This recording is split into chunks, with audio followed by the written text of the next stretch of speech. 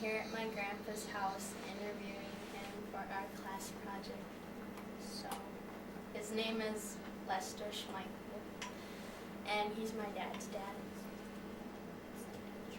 What were some of the things that you did in the Great Depression? Well, I tell you, Grandpa had a dairy farm, and hay was scarce.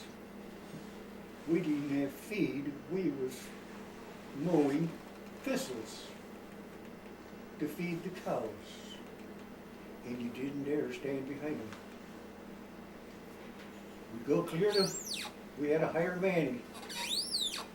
He would to Sturgis in the Newell down to the Black Hills to get some molasses to put over the top of some straw that we used to haul all the way from Maple Leaf from George Hitty.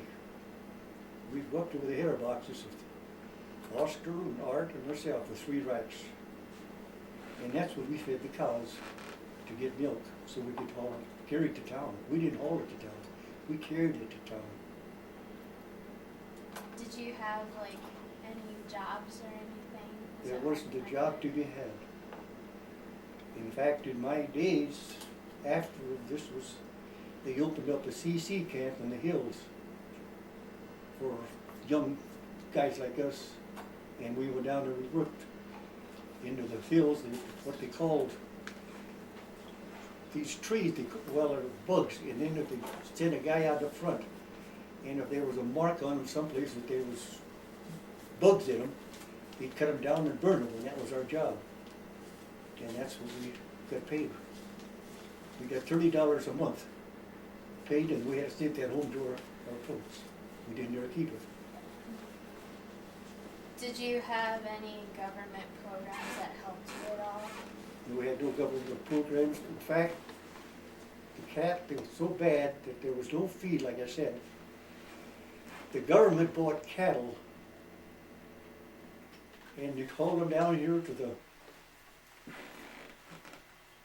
pit.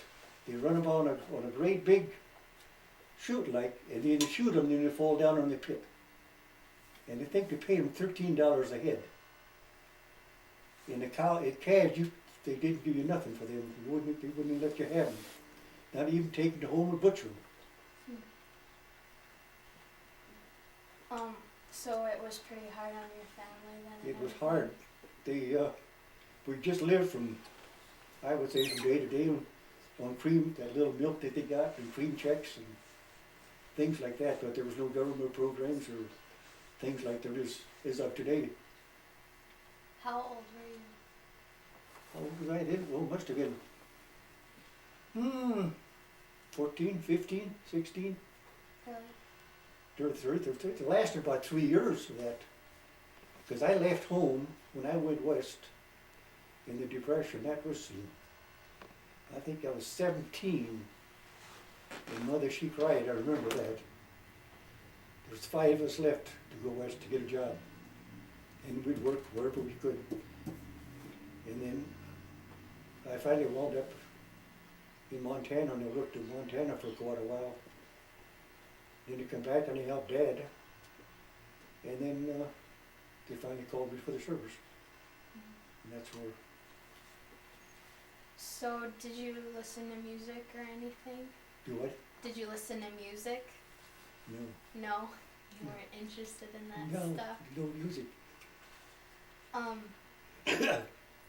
So how old were you when you entered the service for 23. 23? Did you volunteered? Oh no.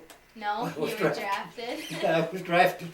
It was such a thing. Well, I was drafted earlier, and Dave Hintz and Dad needed us for harvest. So they went to McIntosh, and I'll never forget that. The sheriff was wanted, Mrs.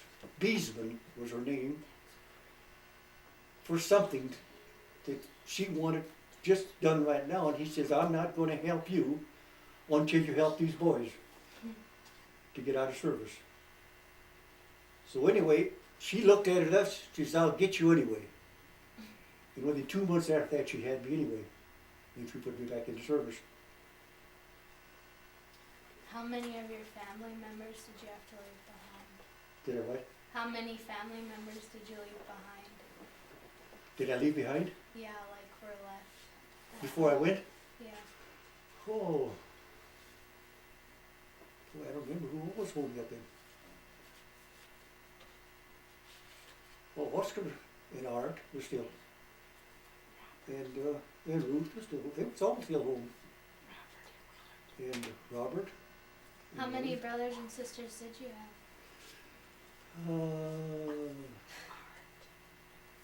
Oscar and Art, 6 brothers and 1 sister. Wow, that's a big family. Yeah. Um, And then Meyer, yet he came afterwards. Because he was just a baby when I come out of service. And Alfred was killed, or died, while I was in service. And I was in Sicily at the time when I got the letter. And that was way after he had been passed away. mhm. But a lot of the mail that was sent to me, I never did get that Mother had wrote to me.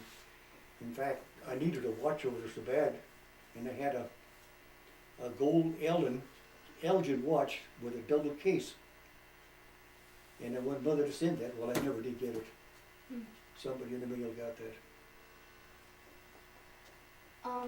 What military division were you put in? What, military? Yeah, A second armored division I was. second. Who was your commanding officer?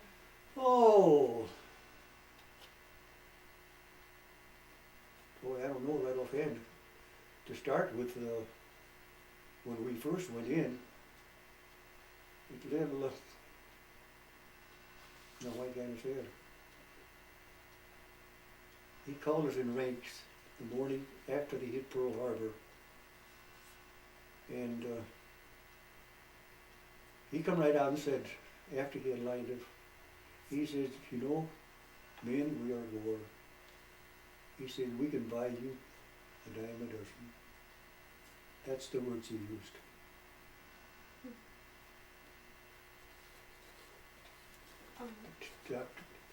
Lieutenant Finnegan. I can show you one of the picture yet, who he is. Were you in a lot of battles? I mean, like any major ones? 7 7? of them. Which one? I was in, well, we started out in Africa with Rommel. We made the landing there on Christmas Eve.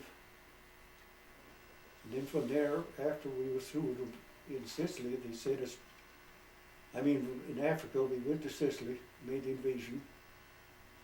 And me and, showing me in the picture, there's Verdes from North Dakota. And him and I was up on one of these gun wells behind the guns.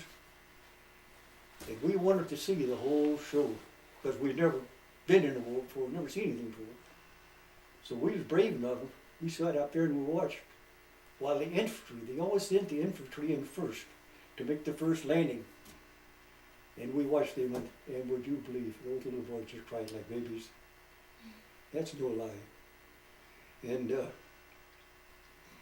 after they had already established the beachhead for us, then we unloaded with our LSTs, with the tanks. And that was on that half track that you're seeing there.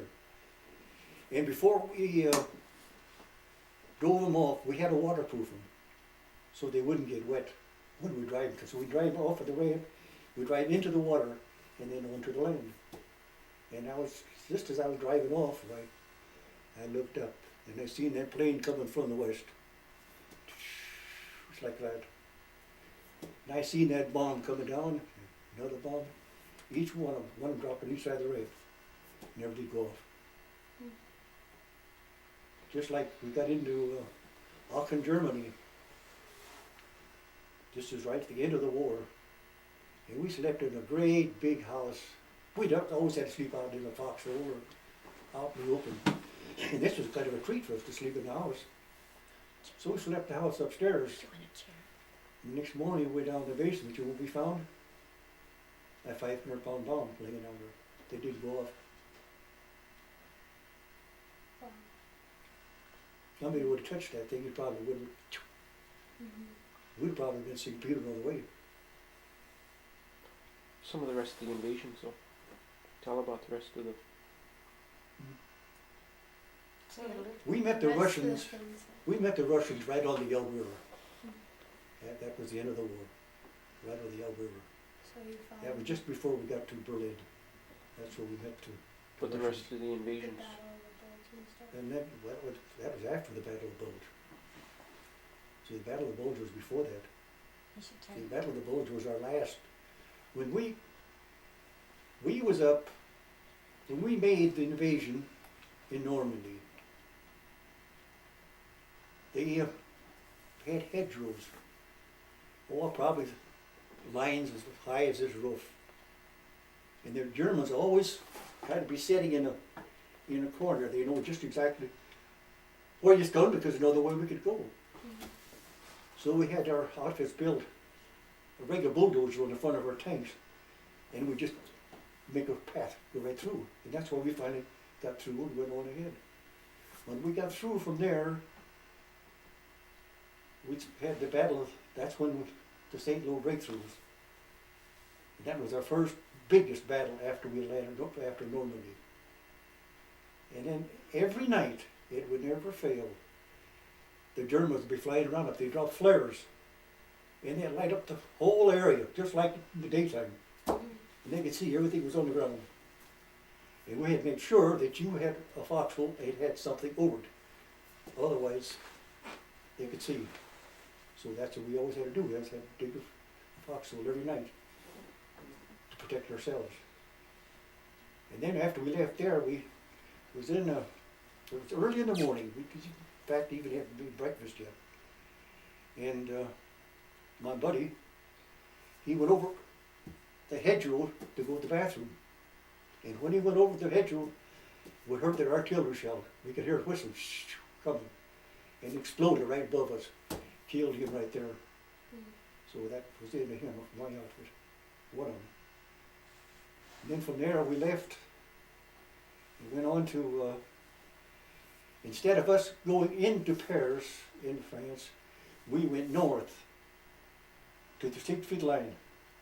And we was up there to the Siegfried line. We was up there for 21 days. We couldn't go anymore. We was out of gas. We were sitting up towards the binoculars. We could see the Germans over there. The Germans looked watch us. We had a great big tall Swede. I still can see his picture. He's a company commander. He was a swell man. And they went up that morning with, I think, 6 tanks.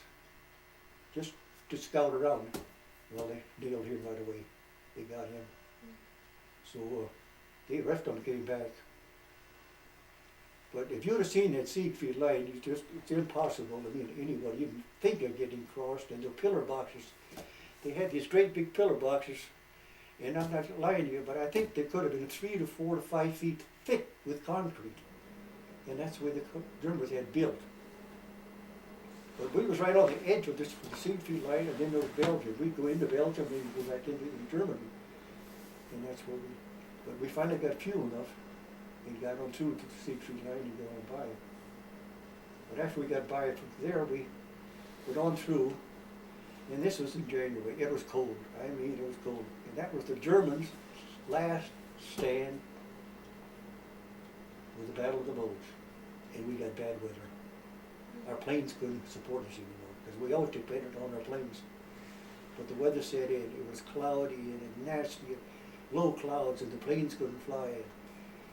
And we was way out ahead. We drove 80 miles back with our tanks from the Siegfried line back from Battle of the Bulge. See, that was way back.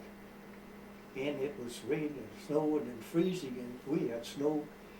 And our tanks had steel tracks, most of them, and we couldn't keep them on the road. So we had to kind of the ditches and the fields or where we could go to keep them. And when we got there, I'm not kidding you, we had snow like that. We got to the Battle of the Bulge. Well, this happened about 3 or 4 days, and the Germans figured we just had to surrender. They just begged to see you, and we just didn't give up. But this is no kidding. I've seen truckloads of dead soldiers, truckload after truckload, go by. They were slaughtered in the Battle of the Bulge. Yeah, just like if you threw cordwood in the back of a truck. That's what they all live there. But we didn't give up. That's the first time we ever seen any SS.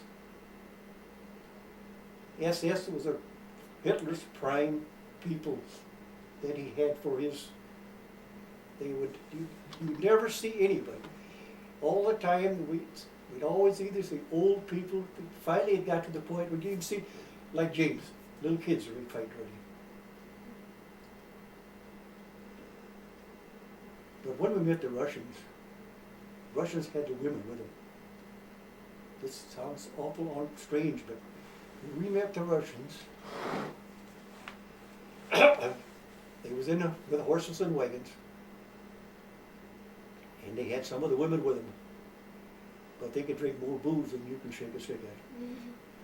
This is good. We had confiscated maintenance outfit just a couple of days before that, and the Germans always had vodka with them. If you fight a vehicle, it had vodka in it. Well, one of my buddies or somebody had offered this this Russian, just a drink, just to be sociable. Well, he gave him a fifth. He drank that whole bottle without even stopping.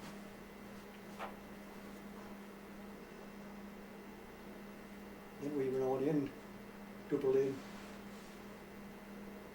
after that. And we wasn't in Berlin, I don't think,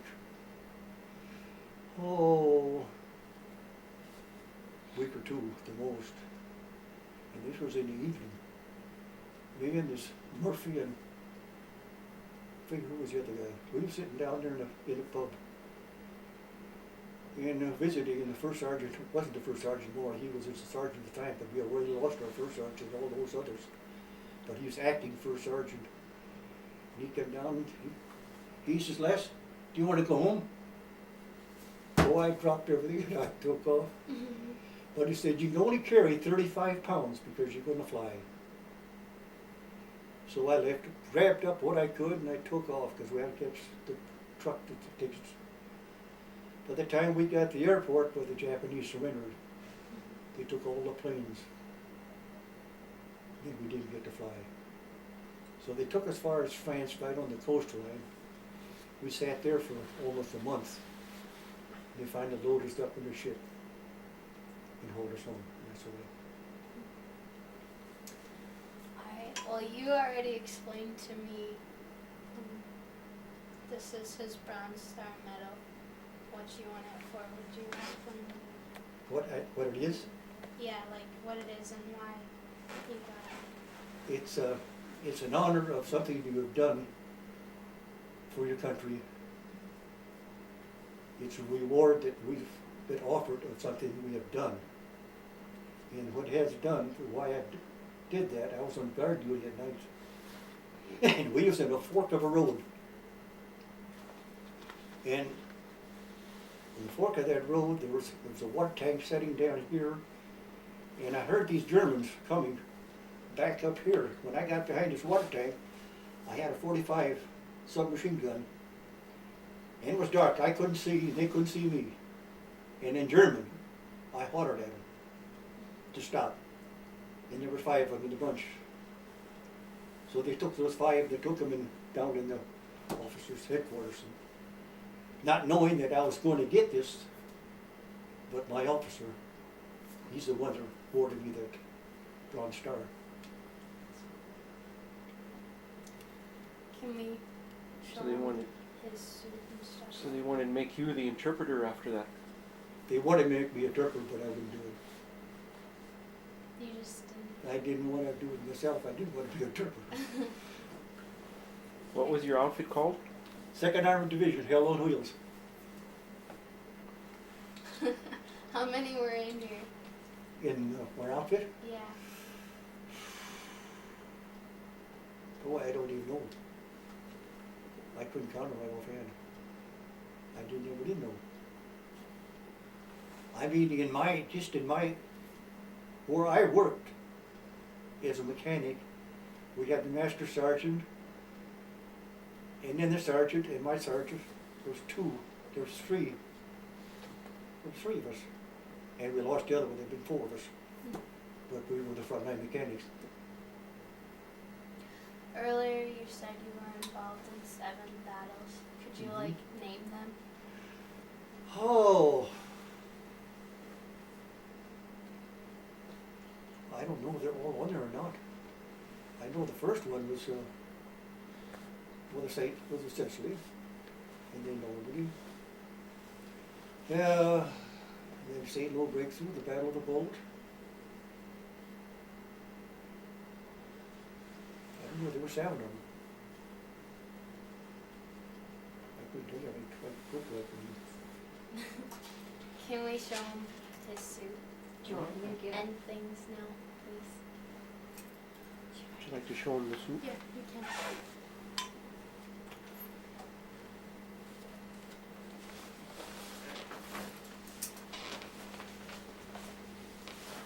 See, Is this what you wore all through the war? let's see, I'll let you take.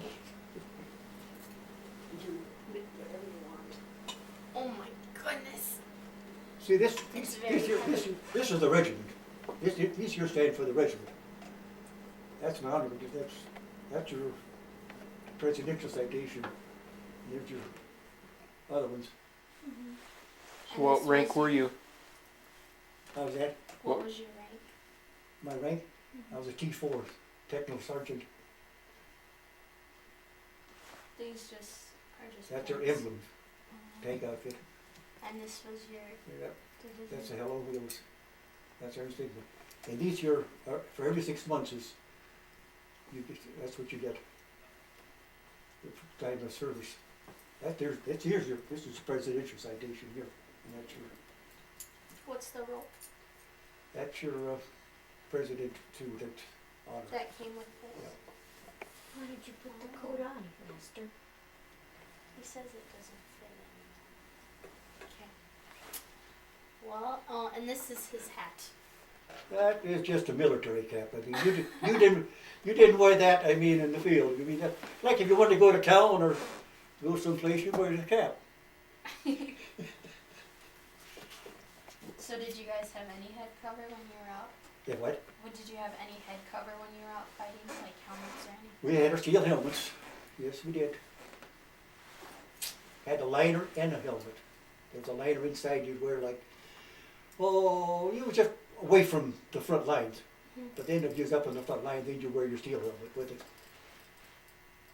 Other than that, you never wear your full. It got pretty heavy. And that helmet, we'd always use it for that beer wash day. That's where we pour the water in. That's where we wash our hands and our face.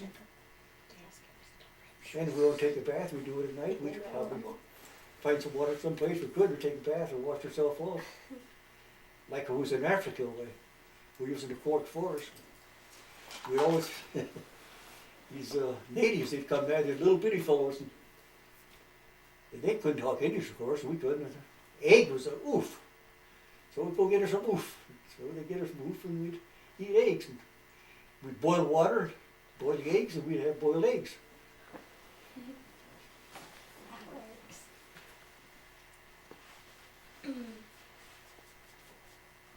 The food probably wasn't very good then. What? Your food? Did you guys get daily rations? That or- sea ration was terrible. That sea ration was terrible. Very terrible. 6 When meals we a day. got to Sicily, we got these Italians. They make Italian with spaghetti, and they can make spaghetti, and that was a treat to us. Boy, I tell you, that was great. Is that why But you one like thing- spaghetti? One thing, when we got caught talking to any civilians while we were over there in Germany, and that, boy, we got. You might as well say you're going to be kicked out. You don't dare talk to no civilians or any women or.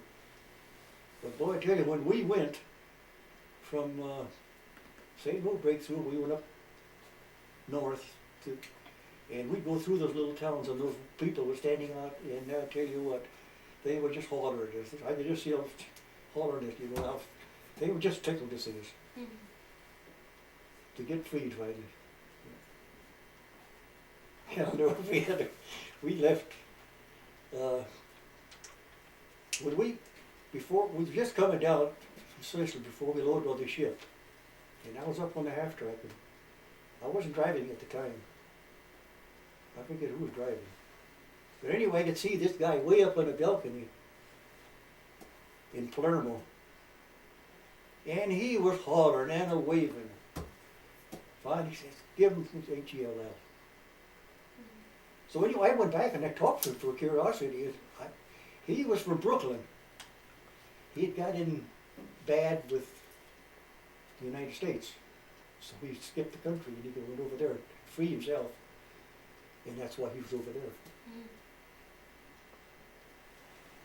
So it's, I mean, you run on to things like that. You just, Take off this flag, James.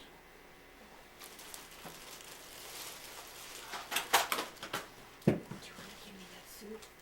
Yeah. oh, we had a lot of experiences. Okay. I want to know where you got this from. I picked that up in Germany someplace, but I honestly I couldn't tell you just exactly where I picked that up at. That's So turn it this way. There. Now you can see it. It's a German flag. The Nazi flag. the big Nazi flag. You just picked it up. Just picked it up. I was also gonna ask you, were you involved in D-Day? The invasion? In where? D-Day? on Was I in it? Normandy? I was in Normandy, I sure was. That was not funny. We sat, we was in, like I said, it was in England. We knew what was coming. Mhm. But the weather had hampered us for days and days, and we just kept postponing it, they kept postponing it. You know, when you wait on something, you kind of get, well, you know how you get jittery. Mhm. Well, that's just about what we all were, really. We was waiting for the weather to break, and finally, they made up their mind that they were going to make the invasion. So they took us out, we got us on the ship. And in between Normandy in England, that was open water, without just sitting in the ship just like a bunch of open ducks.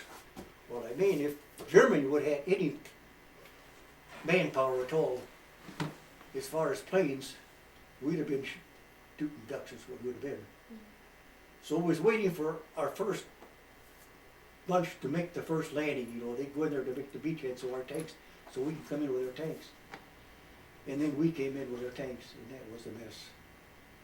We met, but you would not believe the people I mean, they were drunk, put it that way. They sent in these black Mongolians from way up in the north. That's what the Russians did. They brought those men down, and that's what they had on the beach line. And they'd come at you, it's like, so were you? That's right. They didn't care if they shot or if you was looking for it. But that's just the way they were. They were so doped up with booze. And then after we got into France, like I said before, they had older people in Little St. James. I mean, they was pretty well weaned out already. German took a whipping, but they wouldn't give up. And like I said, like the Battle of the Bulges, that was their last stand, and that's what they finally sent their SS in there. And then the weather was in their favor for several days. But they didn't last. We wouldn't give up. So how long were you actually in the war? 3 years, 9 months, and 18 days. Wow. And then you got to go home? I got to come home. Hmm. And then when I got to go home, I didn't report a lot of things what it should have reported. I just wanted to get out, Mm-hmm. which I should have said a lot of things and had things settled, but it's too late now. Well, thank you for letting Yeah. me interview you, and I'm sure my class Yeah. will appreciate it too.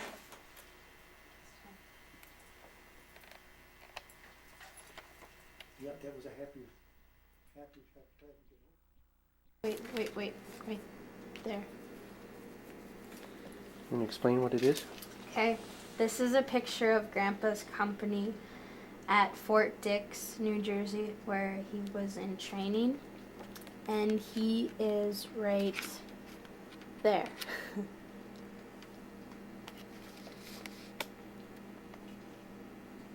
Okay. Alright. And this has, are you recording? Mm-hmm. Oh, this has his dog tags that he had to wear all the time. See if he knows his number. What's your number, Grandpa? 37095780. Yep, that's his number, and that's his mom. That's who I'm named after. So if anything were to happen to him, they would contact her there. And that's his vehicle. What's this? That's his view. And this is him and his vehicle.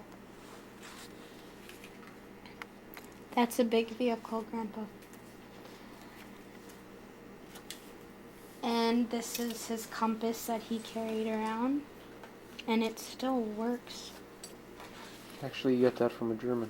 Oh, you picked it up off a German? I picked it off for a German flyer you shot down. You shot down in Sicily. It's very old. Where's here?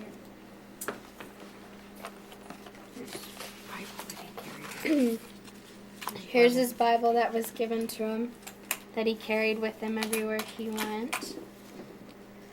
And these are old newspapers. It says May 11th, 1945, so yeah, they were really old.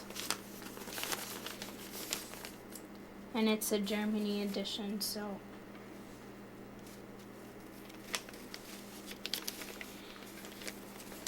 And he has in this box in the bottom what he used to eat with. And they split apart. So that's all of his old stuff that he has. And this is his medal close up that he won.